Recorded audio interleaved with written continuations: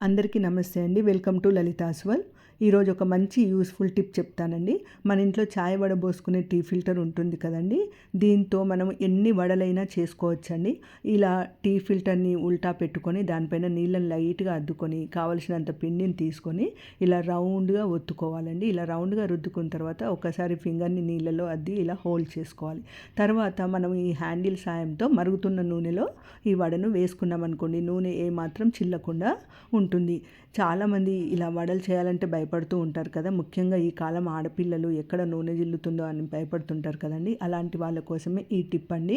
అయితే మనము వడలు చాయ్ జాలి పైన చేసే ప్రతిసారి దానిపైన నీళ్లను రాసి, అలాగే హోల్ పెట్టేటప్పుడు కూడా ఒకసారి చేతికి నీళ్లను రాసుకొని హోల్ పెట్టామనుకోండి, మనకు చేతికి ఎక్కువ పిండి అంటకుండా అలాగే నీట్‌గా వస్తాయి. ఒక్కసారి గోల్డెన్ బ్రౌన్ వచ్చిన తర్వాత వాటిని తీసేసుకుంటే సరిపోతుంది. Thank you.